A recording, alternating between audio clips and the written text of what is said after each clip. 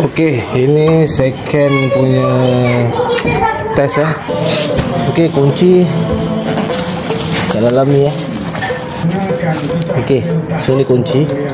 Nah, bos bag memang aku jarang keluarkan. So kita simpan balik kunci dalam bag. Motor kat luar. Adakah apps ni boleh jadi macam immobilizer lah kononnya? Okey, so kita tukar kali ni kita gunakan Bluetooth tau, jangan guna SIM card. Kalau kita kat luar ni dia guna SIM card. So kita tekan yang gambar Bluetooth tu,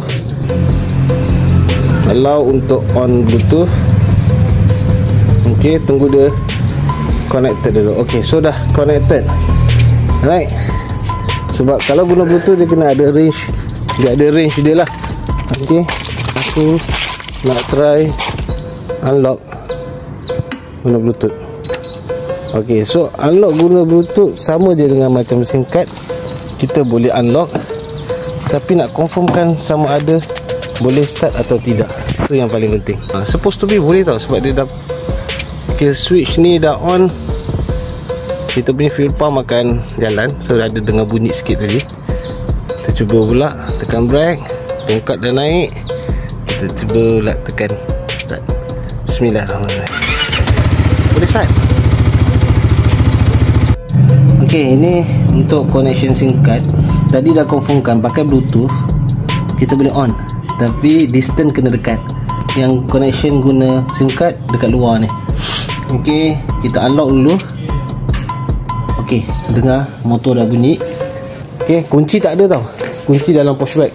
Kita double confirmkan lagi sekali. Takut tadi salah tekan. Okey, kita sampai kat motor. Motor memang dah on. So kita on balik ke switch. Ada bunyi.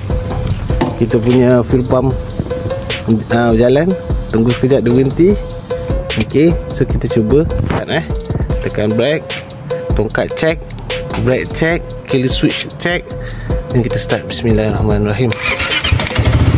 Boleh. So confirm boleh. So ini pasti. So, alright, so selamat mencuba. Terima kasih.